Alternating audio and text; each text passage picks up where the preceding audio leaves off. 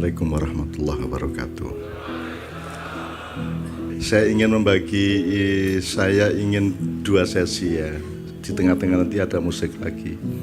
Sesi yang Nabi Zolim dalam tanda petik ini nanti kita jam 1 kira-kira sampai akhir.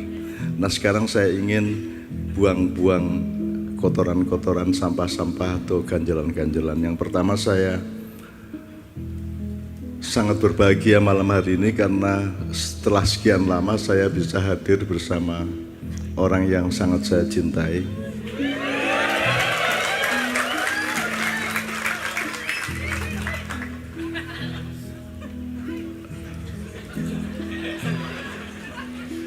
Novia Sanganingrum Saptaria Kolopaking, yang datang bersama anak tirinya Sabrang Mowo Damarka. Syukur di antara kelompok segmen tadi ada yang bisa menyanyikan Ibu Tiri. Ngerti ra kowe Hel? Lo biar orang cari lawas. Ibu Tiri hanya cinta kepada ayahku saja.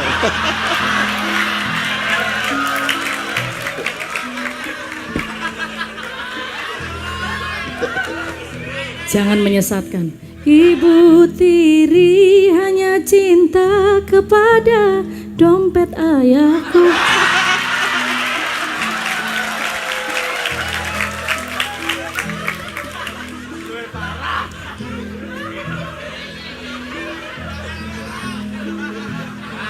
Jadi ternyata teman-teman sekalian, gini, saya bahagia sekali. Tapi di lain via saya sangat sedih kalau memandang wajah Anda. Ya Allah, sakit Tuhan.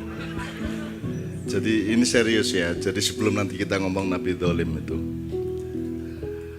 saya itu terakhir tuh setiap ma'ian saya tuh ingin minta maaf sama Anda karena saya khawatir, ini sangat serius ya. Saya khawatir sejumlah hal terjadi dan nanti saya merugikan Anda. Pertama, saya khawatir kalau doa-doa saya untuk Anda itu tidak dikabulkan oleh Allah. Mudah-mudahan tidak terjadi. Mudah-mudahan kabul karena Anda minta, bukan kabul karena saya memberi doa. Ya, yang pertama. Saya khawatir saya tidak bisa memenuhi harapan Anda di dalam hal apapun saja. Saya khawatir saya tidak melakukan apa yang seharusnya saya lakukan, dan saya melakukan apa yang seharusnya tidak saya lakukan. Ini idiom ini pakai idiomnya Abu Bakar As-Siddiq yang menyesali sejumlah hal tentang Ali bin Abi Thalib. Abu Bakar mengatakan, saya melakukan 5 hal yang seharusnya tidak saya lakukan kepada Ali, dan saya tidak melakukan 5 hal yang seharusnya saya lakukan kepada Ali, dan itulah kesalahan saya kepada Ali. Kemudian tidak tercoverlah konflik-konflik yang bermacam-macam sehingga sampai hari ini kita menanggung akibatnya, pecah belah tidak habis-habis sampai hari ini. Tuh. Jadi saya khawatir Anda itu salah sangka kepada saya. Saya khawatir Anda itu ngikut saya, padahal Anda punya diri Anda masing-masing dengan sejarah dan kedaulatan Anda masing-masing yang tidak sama dengan saya. Sehingga kalau Anda menjadi penganut saya khawatir itu mencelakakan Anda. Terus ada banyak sekali yang saya sedih. Saya khawatir kalau Anda terlalu ngelihat saya, terlalu ngikut saya, nanti Anda nasibnya kayak saya loh. Saya ini kan orangnya tidak cocok sama hidup ini. Saya itu tidak kompatibel sama NKRI, tidak kompatibel sama industrialisasi, globalisasi, peradaban 7 abad dari 14 sampai 21, saya itu tidak kompatibel. Saya tidak mengatakan saya tidak cocok atau saya tidak selera, tapi saya itu memang tidak aksesibel kepada seluruhnya itu. Jadi saya itu kesini itu supaya nambah-nambah jumlah orang yang jangan sampai bernasib seperti saya. Gitu loh.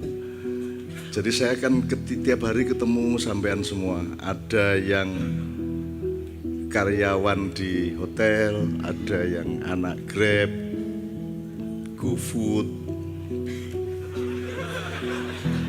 apa meneh iku rek. Ngono-ngono iku lah, sambrek lah. Ada yang sopir taksi, ada yang apa? Kalau saya ini kerjaan Anda kan macam-macam. Dan saya mencintai Anda semua, saya mendoakan Anda semua nikmat dengan hidup Anda masing-masing dan tidak diganggu oleh bayangan yang tidak-tidak. Oleh karena itu nanti saya akan kasih PR kepada Sabrang. Karena saya ini tidak kompatibel sama generasi milenial. Saya itu sudah terlalu jadul lah, sudah terlalu lama saya. Lagunya tadi saya tidak apal loh. Di Kumang Seleng, Taselong, Tasulung, Garua, gak apal saya. Jadi saya itu betul-betul merasa kasihan sama Anda, tidak tega saya.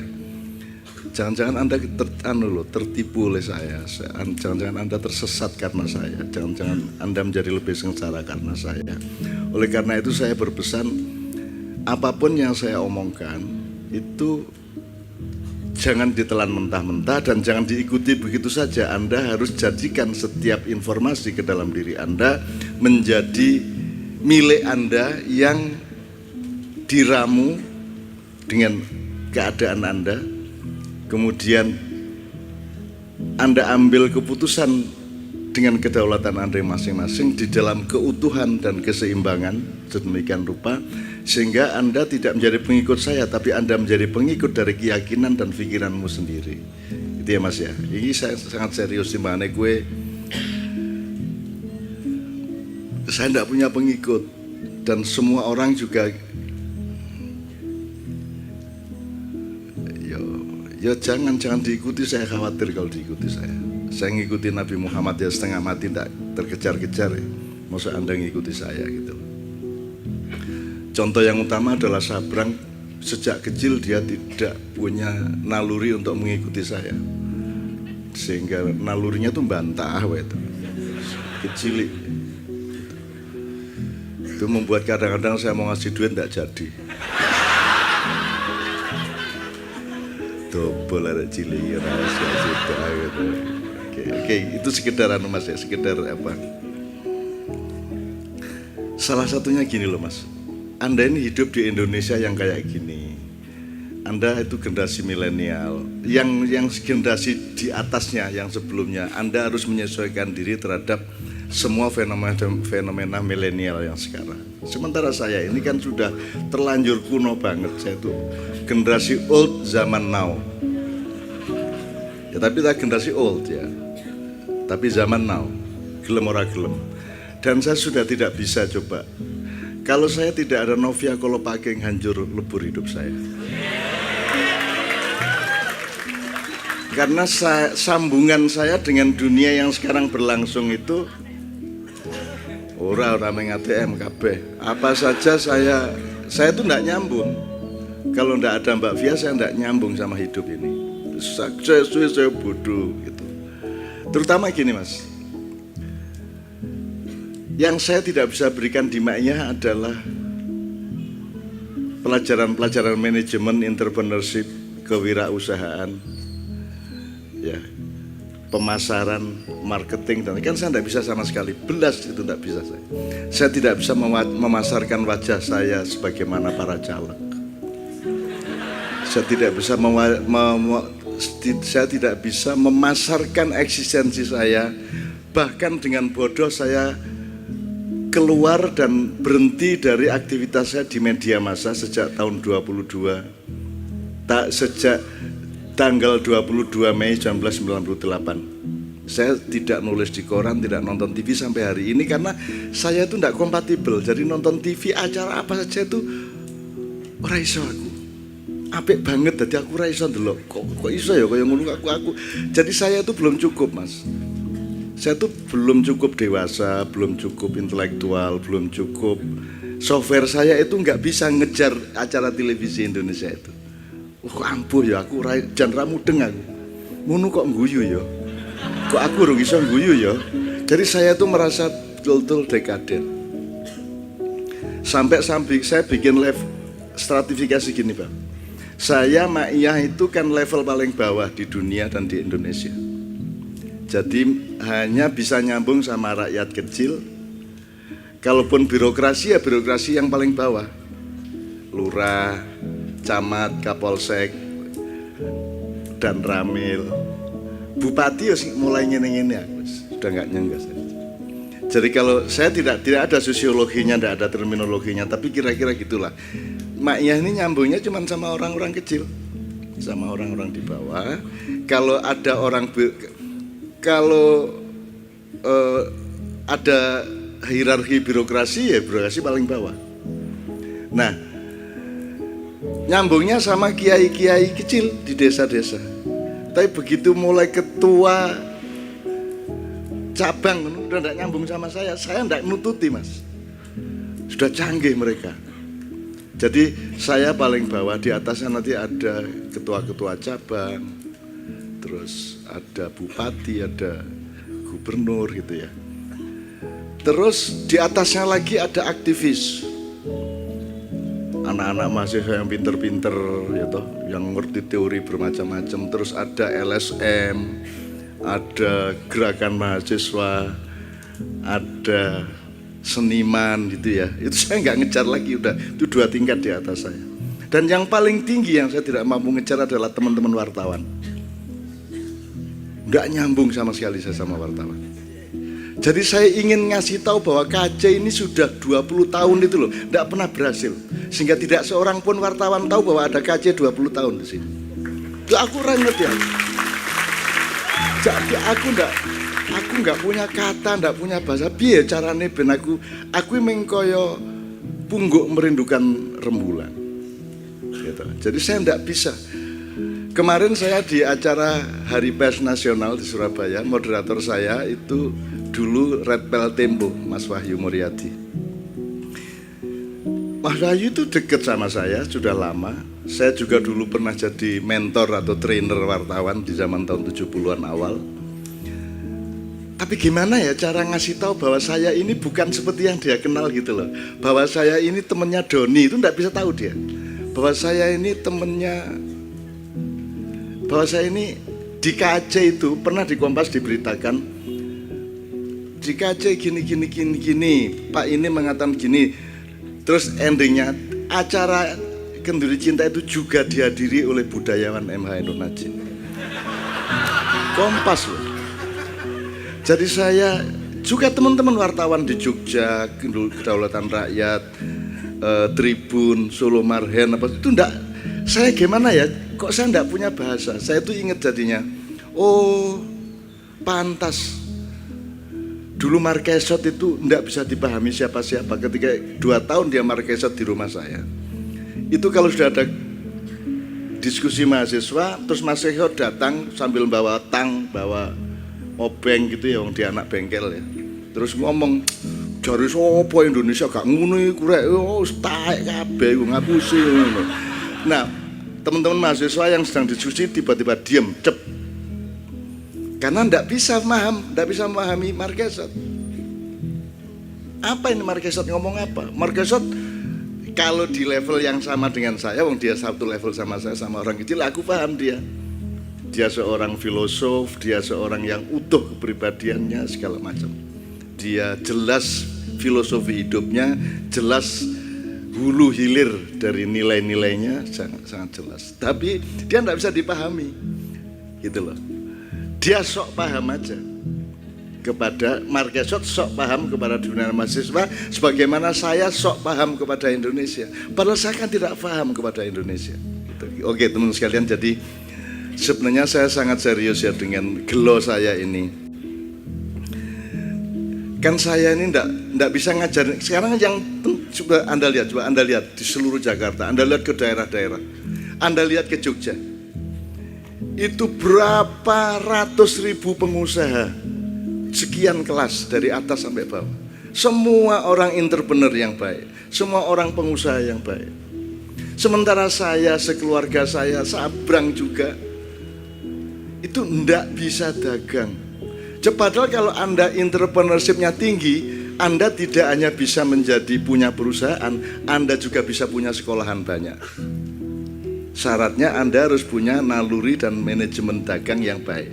Anda bisa jadi ulama, Anda bisa jadi ustadz, Anda bisa jadi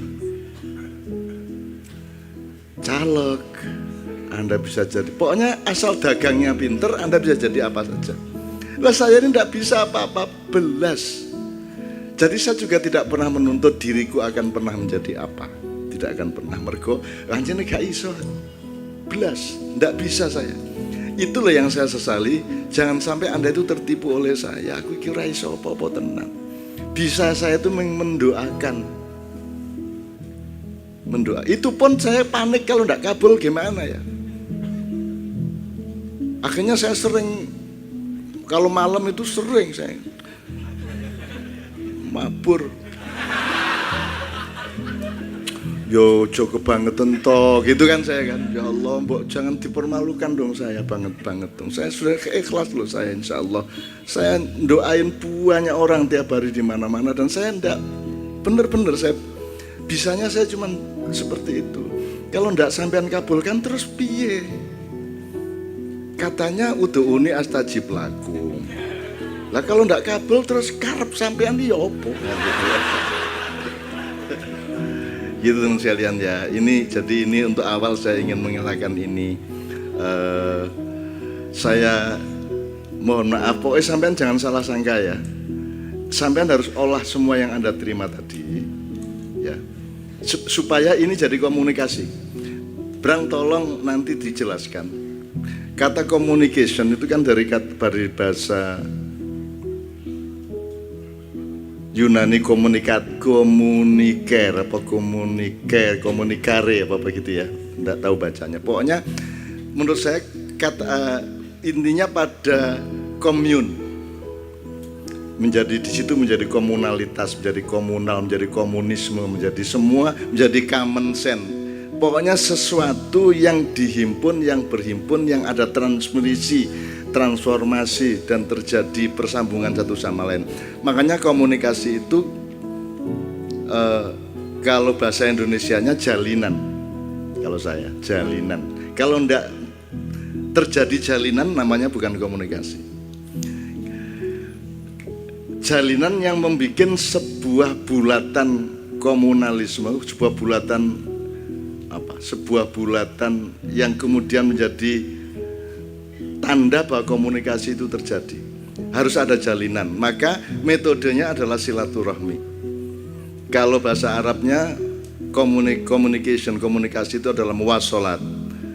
Dari kata silah. Silah itu persambungan. Nah, kalau ingin terjadi komunikasi sehingga KC dan semua yang terkait menjadi satu komunalitas, ya, yang ada jalinan cinta, ada jalinan nilai, ada jalinan kesetiaan, ada jalinan komitmen, ada jalinan macam-macam, maka yang harus kita lakukan adalah silaturahmi. Sementara selama ini komunikasi dan silaturahmi tidak pernah dikaitkan satu sama lain. Silah itu artinya nyambung, rohim itu artinya kasih sayang. Nah, yang terjadi di medsos itu komunikasi atau bukan? Terjadi enggak jalinan sehingga orang medsos itu menjadi satu masyarakat yang saling mesra, saling terjalin cintanya, komitmennya, sehingga hidupnya maju bersama-sama di dalam satu komunalitas. Kalau itu tidak terjadi berarti bukan komunikasi, dan yang dilakukan berarti bukan silaturahmi, kira-kira gitu.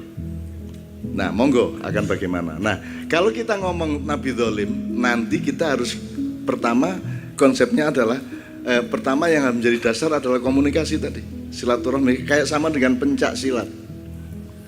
Ketika Islam belum datang dia masih pencak, tapi begitu para wali mulai terlibat di situ maka dia menjadi pencak silat, karena silat dari kata sila. Jadi silat itu, pencak itu sebenarnya bukan urusan kamu mengalahkan orang lain, tapi urusannya adalah mencari, meneliti segala sesuatu yang memungkinkan Anda tidak tersambung kasih sayangnya dengan orang lain. Makanya kemudian disebut bela diri, bukan serang bukan serang orang kan gitu. Nah teman-teman sekalian, saya juga bukan ahli pencak, bukan ahli silat juga.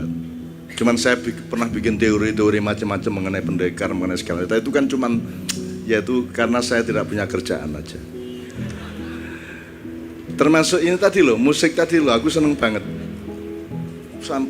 Dari lagu-lagu yang Paul McCartney nengireng ya. Ya toh? Let it be, Paul McCartney mah ya endi Paul marek. Mburi ya, ul gini ul. Sampai ke Gundul Pacul.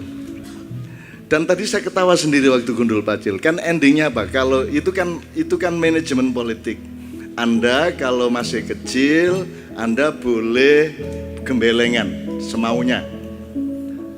Karena Anda masih gundul, terus gundul itu dicari rimanya, dicari semiotikanya dengan pacul. Gundul pacul itu artinya anak kecil yang masih gundul, umbelen, itu main-main tidak apa-apa. Tapi kalau Anda sudah nyunggi wakul, tidak boleh gembelengan. Nyunggi wakul itu artinya Anda menyangga amanat, apalagi amanat itu Anda sendiri yang minta. Apa itu presiden, apa itu anggota DPR atau bupati atau lurah atau apapun saja, termasuk kepala rumah tangga. Kalau Anda sudah nyunggi wakul, berarti Anda meletakkan pemilik bakul itu di atas kepala Anda. Nyunggi itu begini. Ya, tidak boleh ngempit wakul, tidak boleh. Nyangking wakul, tidak boleh. Gendong apa? Mikul tidak boleh. Yang ada itu jadi bakulnya rakyat Indonesia itu di atas kepalanya presiden letaknya. Kepada bakulnya saja dia harus nyengguyung, apalagi kepada pemilik bakul yaitu rakyat. Nah bakul itu bisa BUMN, bisa apapun saja, segala alat yang merupakan pranata atau tata kelola dari yang akan menjadi kesejahteraan rakyat. Kalau Anda sudah nyunggi wakul tapi Anda gembelengan, Anda play around, Anda cuma dolanan, cengengesan, bedigasan, pencilaan, petakilan, maka efeknya adalah wakul gelimpang, segane dari salatar. Ini kan puncak dari kehancuran yang pernah kita bayangkan sejak berabad-abad yang lalu. Pokoknya jangan sampai wakul gelintang. Sekarang ini saya ketawa sendiri, enggak apa-apa wakul gelintang. Uang menungsane saya di PT kabeh. Uang gelintang ya ditotoli kan sih. Enggak apa-apa wakul gelintang, enggak apa-apa dong, wis dadi PT kabeh. Dulu tahun 70-an kita sudah punya teori pembusukan. Wah ini menjelang pembusukan ini, Soeharto sudah sampai ke puncak diktatorismenya. Bung Karno kemarin juga sudah tidak lulus. Saya nomor 1. Bung Karno diejek-ejek tahun 70-an awal sebagai diktator yang gagal. Kemudian Pak Harto juga mulai lupa diri setelah dia membubarkan sejumlah partai-partai Islam. Kemudian kita bilang ini akan sampai ke puncak pembusukan. Ternyata sampai 32 tahun tidak busuk-busuk. Reformasi makin busuk tapi tidak pernah sampai ke puncak kebusukan. Sampai hari ini tidak ada puncak kebusukan. Bahkan sekarang orang bergembira ria dengan mal-mal, dengan kemewahan-kemewahan, dengan segala macam. Kenapa kok tidak ada puncak kebusukan? Karena kita sudah jadi belatung. Karena kita sudah menjadi uget-uget. Jiwa kita ini sudah jiwa uget-uget, jiwa set. Jadi kita ini bangkai, kita bisa hidup di dalam bangkai. Anda lihat semua komunikasi sosial yang terjadi. Kita sudah bisa hidup di dalam bangkai. Bahkan kita punya cita-cita untuk membangkaikan orang lain. Bahkan kita senang sekali kalau ada orang lain hancur. Satu-satunya konsentrasi pilpres adalah bagaimana supaya musuh saya hancur. Betul enggak? Itulah masyarakat, itulah jiwa uget-uget, itulah mental set, itulah kepribadian belatung. Dan kita tidak mau terlibat di dalam perbelatungan nasional, maka kita nyanyi-nyanyi di sini, kita bahagia satu sama lain, karena toh nanti di akhirat tidak ditanya mengenai Republik Indonesia, kita hanya ditanya mengenai anak istri kita, gitu ya. Loh, apakah tidak tanggung jawab kepada Indonesia? Jari sopo nggak tanggung jawab. Saya tidak nambahin masalah, anak-anak KC tidak nambahin masalah, kan sudah lumayan toh. Tidak nambahin masalah, bahkan menolong banyak orang di sekitarnya, di kantornya, di kampungnya, dengan kebijaksanaan, dengan kematangan, dengan keseimbangan. Kita juga tidak dibayar untuk melakukan apa-apa kecuali pekerjaan kita masing-masing yang kecil-kecil dan rendah itu. Kita juga tidak mendapat amanat apa-apa. Saya termasuk juga tidak punya amanat apa-apa. Jadi saya juga, ya sopo saya bukan siapa-siapa. Jadi teman-teman sekalian, wakul ngelimpang, ndak ada masalah. Wong pari bosok itu gak masalah. Apa sebabnya lagi ini set toh. Set ya iso urip dalam kebusukan itu bisa hidup, dan kita ini sudah berada di dalam tingkat di mana kita bisa hidup dalam kebusukan. Karena kita sudah tidak tahu yang busuk yang mana, yang tidak yang mana. Kita sudah kehilangan wacana yang jelas, mana baik, mana buruk, mana benar, mana salah, mana mulia, mana hina. Kita sudah nggak jelas. Saya ingin Anda jangan meletakkan saya sebagai edisi ora cetok kesekian. Jadi saya tidak mau jadi tidak cetok kepada Anda. Jadi Anda juga juga harus mengkritisi saya. Anda harus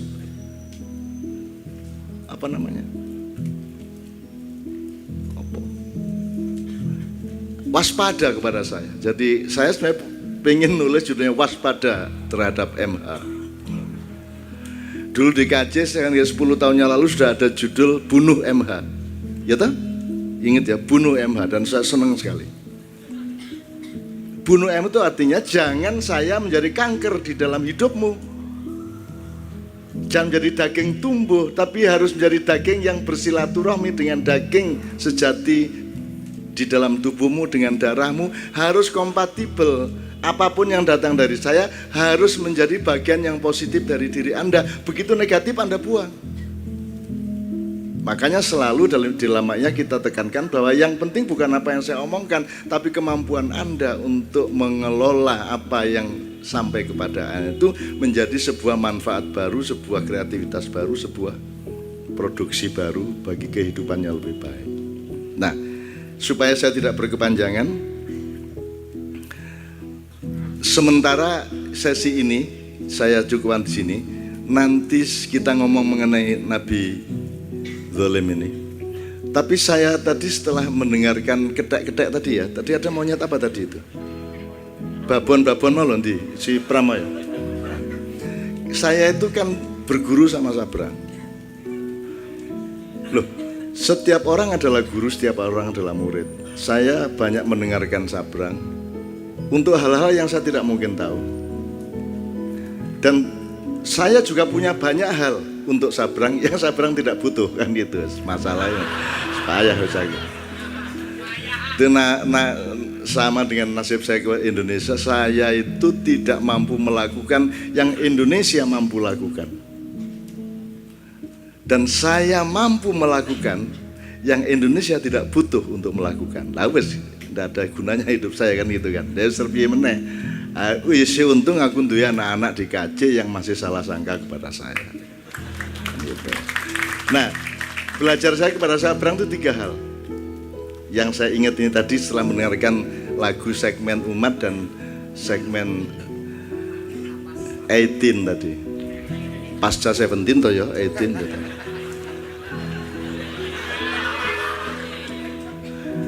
Sabrang cerita kepada saya penelitian mengenai 5 monyet yang disiram air es 1. Nomor 2, Sabrang menjelaskan kepada saya kenapa manusia dibanding monyet itu sangat menang evolusinya. Sementara kalau monyet gitu-gitu terus. Nah, itu Sabrang punya. Yang ketiga, ini bukan perintah.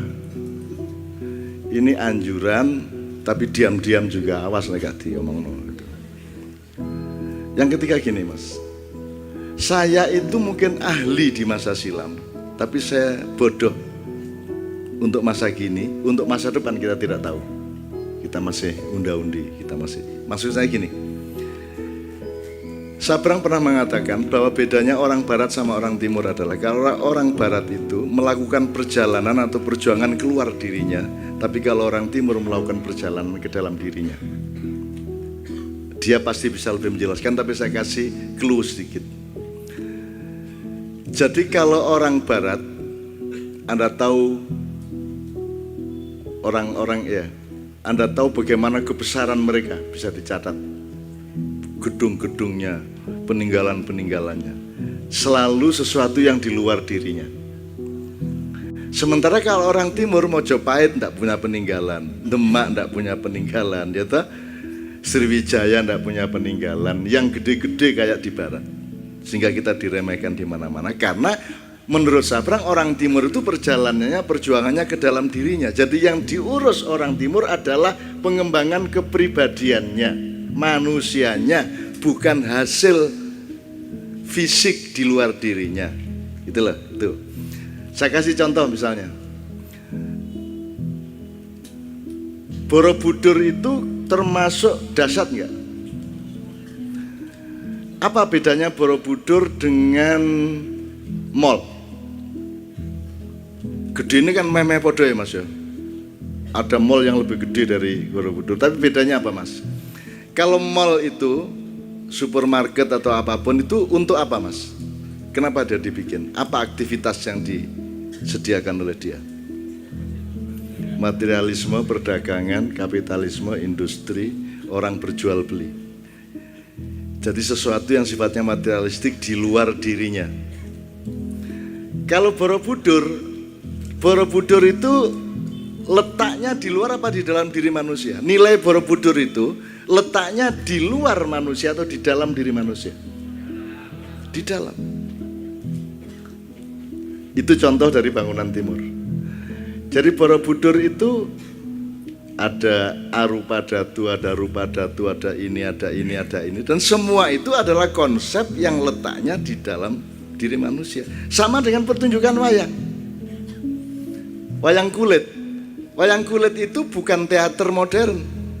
Dan juga bukan teater seperti yang dipahami oleh orang modern. Kalau orang teater modern, misalnya Anda nonton Oedipus Rex, Anda nonton Kasir Kita, Arifin Sinur, Anda nonton Caligula, atau karya-karya Shakespeare, atau karya-karya siapa, itu Anda nonton untuk mendengarkan urutan ceritanya dan Anda mencoba memaknai apa yang diungkapkan oleh cerita itu.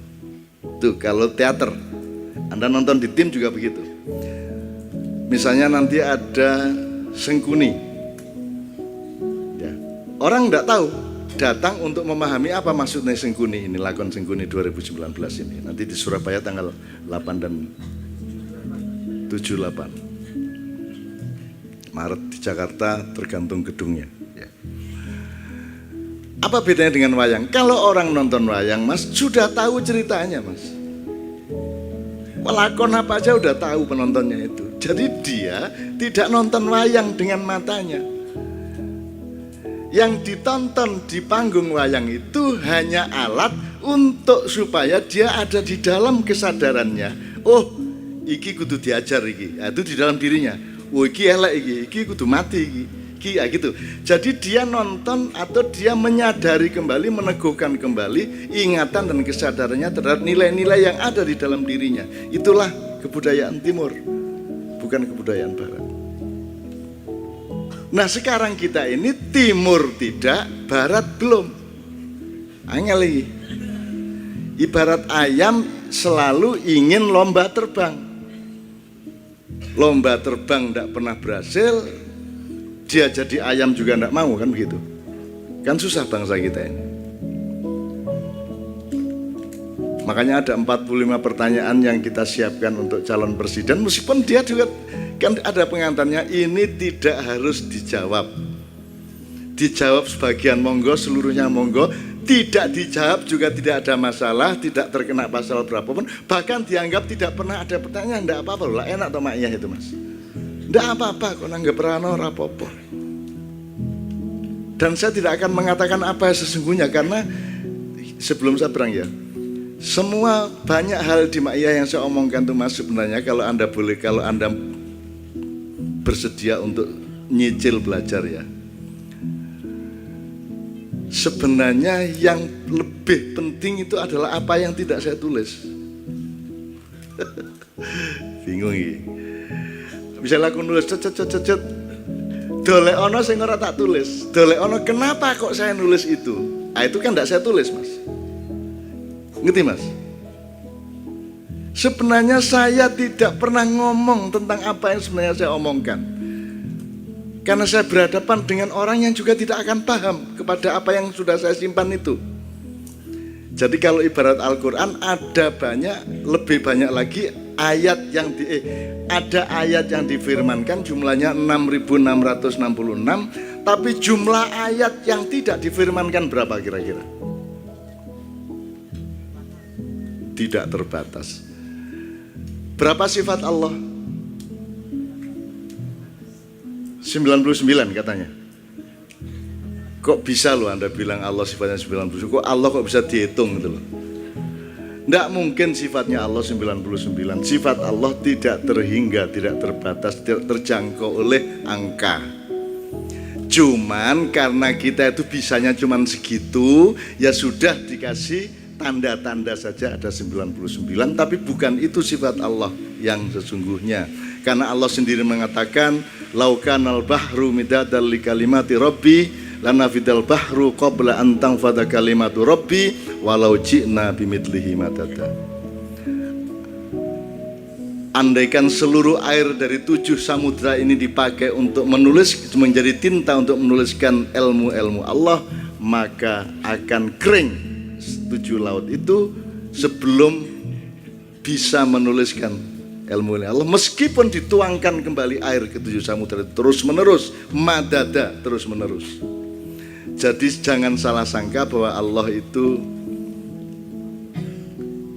bersifat 99, apalagi 20. Itu hanya tanda-tanda, sebagaimana Sabrang pernah menjelaskan ke saya zaman dulu, bahwa warna itu yang dikenal oleh komputer sekian, yang dikenal oleh mata telanjang sekian, tapi warna sebenarnya mungkin bermiliar-miliar kali lipat jenisnya warna itu yang kita tidak bisa melihat karena mata kita sangat terbatas spektrumnya dan peralatannya. Gitu. Nah, jadi teman sekalian, sekarang kita dengarkan Sabrang 2 monyet dan 1 perjalanan ke dalam dan keluar tadi. Setelah itu kita musik, setelah itu baru kita ngomong ke Nabi Dzolim. Dalam tanda petik loh ya, ini nggak ada masalah Mas, Nabi Dzolim ini, nggak ada yang marah, bener. Kan saya masih toleran, jangan-jangan nanti ada yang marah. Kok ono Nabi Dzolim itu maksudnya? Itu, tapi nggak ada ya, teman-teman KJ nggak ada masalah dengan judul itu, nggak di fatwa ya apa gitu nggak? Enggak. Kan tanda petik kan, tanda petik. Seandainya enggak tanda petik juga enggak apa-apa sebenarnya. Cuman ya kita ini kan toleran ya. Toleran, kita ini kan multikulturalis ya. Oke. Tepuk tangan untuk Sabrang dengan 2 monyet dan 1 para timur.